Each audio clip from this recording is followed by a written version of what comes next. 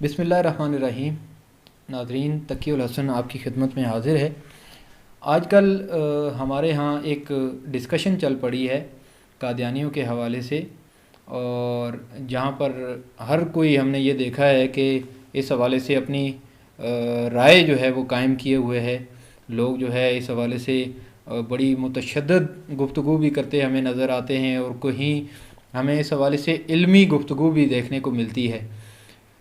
اس یہ جو قادیانیوں کے حوالے سے پاکستان میں اور آزاد کشمیر میں جو آئین میں قانون سازی کی گئی ہے، اس کی تاریخ کیا ہے، اور یہ کب کی گئی، اور اس کے کیا مقاصد تھے، اور اس وقت اس کا کرنٹ کیا سچویشن ہے، کیا صورتحال ہے، یہ ساری چیزیں جاننے کے لیے، اور اس کے ساتھ ساتھ اس میں کن چیزوں کی مزید کمی ہے، کن چیزوں کو مزید ابھی جو ہے ایڈریس کرنے کی ضرورت ہے، یہ ساری باتیں جاننے کے لیے آج ہمارے ساتھ موجود ہیں معروف قانون دان ہیں، ہمارے بہت ہی پیارے دوست ہیں خالد یونس میر۔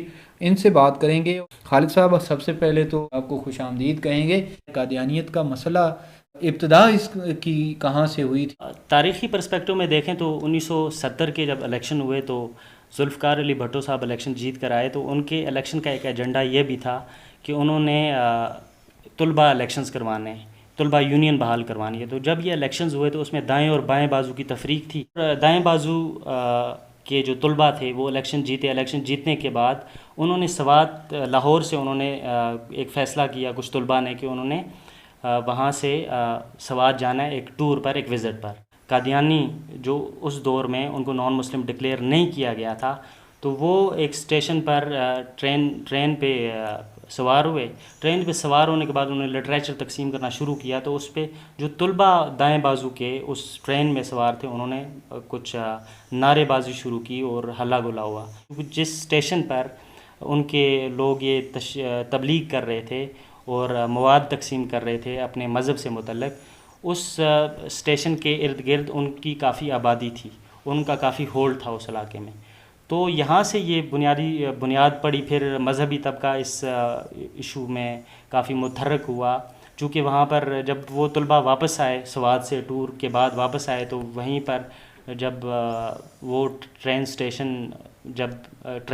اسٹیشن پہ رکی تو کافی قادیانیوں کو وہاں پر مرزا جو ناصر ہے اس کا نائب تھا، اس کا چھوٹا بھائی میرے خیال سے مرزا طاہر، اس نے کافی قادیانی لوگ جمع کیے تو ان طلباء پر تشدد کیا۔ تو اس کے بعد ایک پوری بھرپور تحریک چلی اور انہوں نے بالآخر حکومت کو ایک ٹف ٹائم دینا شروع کیا۔ تو یہاں پر یہ بات اسمبلی تک کب پہنچی؟ 1970 کے الیکشن میں قادیانیوں نے ذوالفقار علی بھٹو صاحب کی کھلی حمایت کا اعلان کیا تھا۔ جب ذوالفقار علی بھٹو صاحب مغربی پاکستان میں الیکشن جیتے تو الیکشن جیتنے کے بعد ان پر قادیانیوں کی طرف سے کافی یہ معاملہ جب درپیش آیا تو مرزا ناصر کے نائب مرزا طاہر کے ذریعے جب ذوالفقار علی بھٹو سے رابطہ کیا گیا کہ آپ اس حوالے سے اپنا کردار ادا کریں، ہمارے لوگوں کو وہاں پر تبلیغ سے روکا گیا ہے۔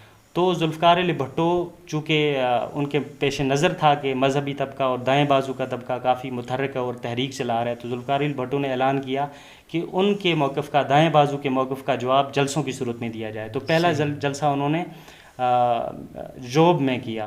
اس جلسے میں جب انہوں نے قادیانیت کے جو اس وقت کے جو پیچیدہ مسئلے کے حوالے سے بات کرنا شروع کی، تو وہاں پر عوام نے نعرے بازی کی قادیانیوں کے خلاف۔ تو ذوالفقار علی بھٹو کی سمجھ میں یہ بات آ گئی، عوام کی رائے تو ان کے مخالف ہے، تو ذوالفقار علی بھٹو نے اس وقت اعلان کیا کہ کل اس کے بعد ہمارا جو کوئٹہ میں جلسہ ہونا ہے تو وہاں پر میں آئندہ کا لائحہ عمل دوں گا قادیانیوں کے حوالے سے۔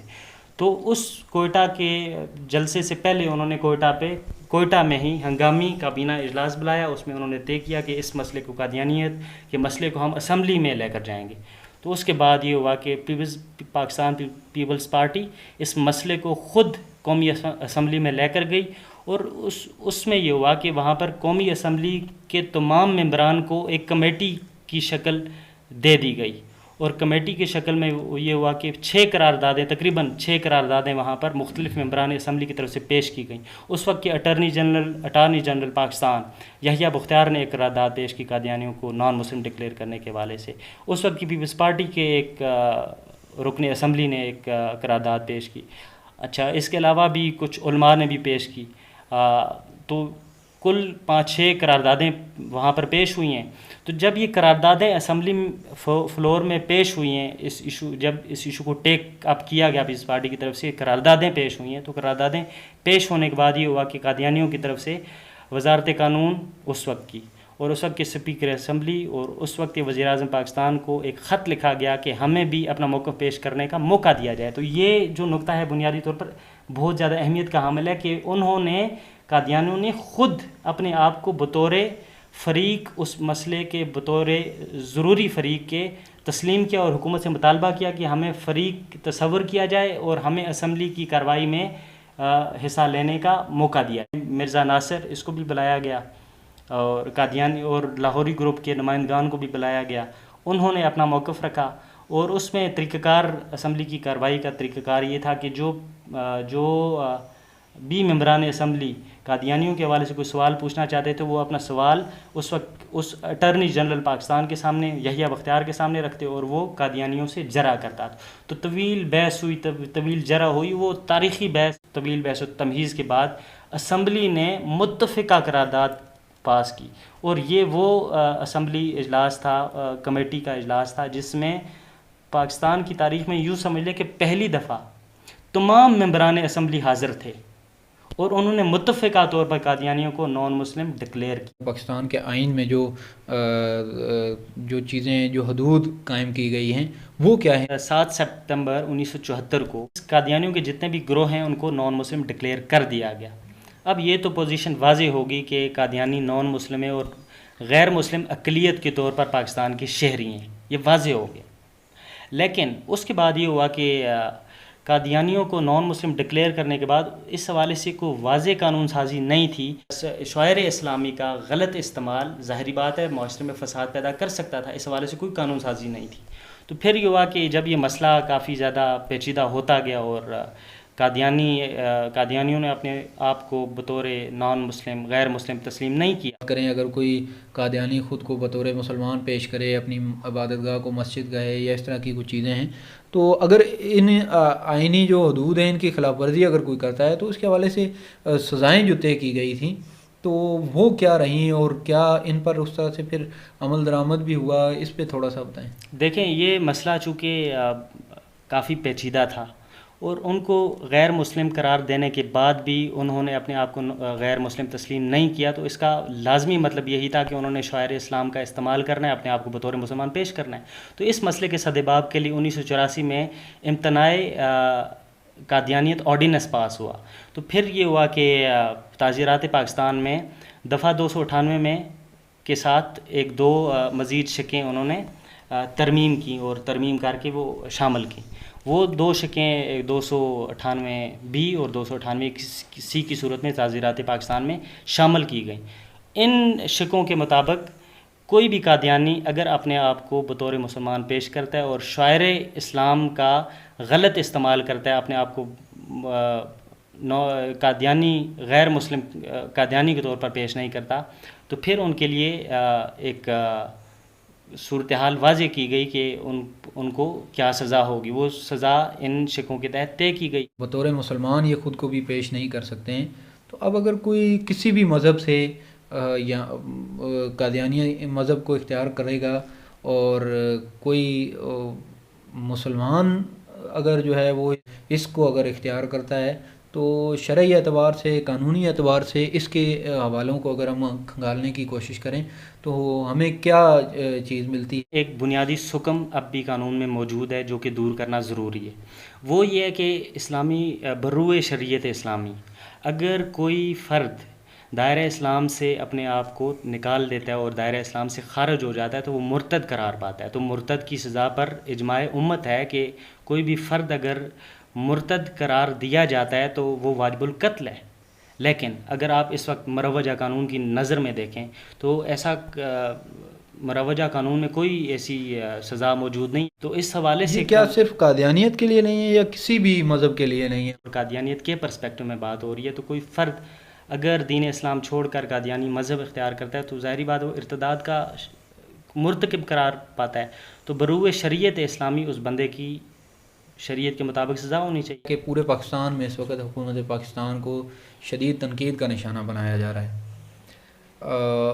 اس کے منفی پہلو اگر ہم دیکھیں تو وہ کیا ہیں، اور اس کے مثبت پہلو وہ کیا ہیں اس اقلیتی کمیشن کے بنانے کے، خصوصاً اس قادیانیوں کو جب اس کمیشن میں شامل کیا جائے؟ کہ پہلی بات تو یہ ہے کہ 2013 میں سپریم کورٹ آف پاکستان نے پشاور چرچ حملہ کیس کے فیصلے میں حکومت کو یہ ہدایت کی، بلکہ حکومت کو حکم جاری کیا کہ وہ اقلیتی کمیشن بنائے تاکہ اقلیتوں کے حقوق کے تحفظ کو یقینی بنایا جا سکے۔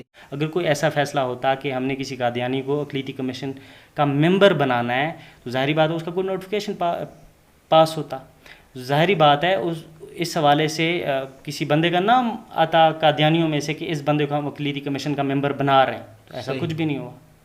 تو اس خبر کی تردید 92 نیوز نے خود بھی کر لی، وفاقی وزیر محمد علی خان صاحب نے کی، اس کے بعد وفاقی وزیر مذہبی امور انہوں نے بھی اس خبر کی کلی طور پر تردید کی۔ انہوں نے کہا کہ اس حوالے سے کوئی بھی فیصلہ ابھی تک نہیں ہوا۔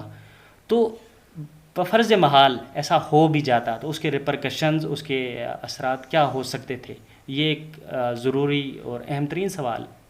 کیا فوائد ہو سکتے تھے ویسے؟ دیکھیں، فوائد اور نقصانات دونوں کی اگر بات کی جائے تو اس پرسپیکٹو میں دیکھا جائے، چونکہ عموم تو یہ سمجھتے ہیں کہ عوام نے جس طرح اس پہ رد عمل دیا، اور خاص طور پر حکومت کے مخالفین جو ہیں انہوں نے جس طرح سے رد عمل دیا، ان کے کہنے کا مقصد تو حتمی طور پر یہی تھا کہ قادیانیوں کو اقلیتی کمیشن کا ممبر بنا کر جیسے کچھ حقوق دیے جا رہے ہیں اور ان کو اس سے فائدہ ہونا ہے۔ لیکن جو گراؤنڈ ریئلٹیز وہ یہ ہیں کہ اگر آپ کسی قادیانی کو اقلیتی کمیشن کا ممبر بناتے ہیں تو ظاہری بات ہے وہ اقلیتی کمیشن کا ممبر بنے گا، اور یہ تسلیم کرتے ہوئے اقلیتی کمیشن کا ممبر بنے گا کہ پاکستان میں اقلیتیں کن کو کہا جاتا ہے، نان مسلم۔ اگر وہ اقلیتی کمیشن کے ممبر کے طور پر ان کا نمائندہ وہاں پر اس حوالے سے بات کرتا ہے تو ظاہری بات ہے وہ اپنے بنیادی موقف سے ہٹے گا، تو وہ تو عوام کے سامنے اعلان ہوگا۔ بہت بہت شکریہ خالد صاحب جی۔ تو ناظرین، آج کا ہماری یہ جو نشست تھی خالد یونس میر صاحب کے ساتھ، اس میں ہم نے جو قادیانیت کا جو مسئلہ ہے اس کی تاریخ اور اس کے موجودہ صورتحال، اور جو اقلیتی کمیشن کے حوالے سے حکومت کی جانب سے، حکومت پاکستان کی جانب سے جو اہم ڈیولپمنٹ ہوئی ہے، تو اس پر بھی ہم نے بات کی۔ آپ اپنی رائے کا اظہار ضرور کومنٹ باکس میں کیجیے گا۔ ہماری اس نشست کا مقصد کسی کی دل آزاری کرنا نہیں تھا۔ امید ہے کہ آپ علمی بنیادوں پر ہماری اس گفتگو کو سنیں گے اور اس پر اپنی رائے جو ہے اس کا بھی اظہار ضرور کریں گے۔ تو اجازت دیجیے، اللہ حافظ۔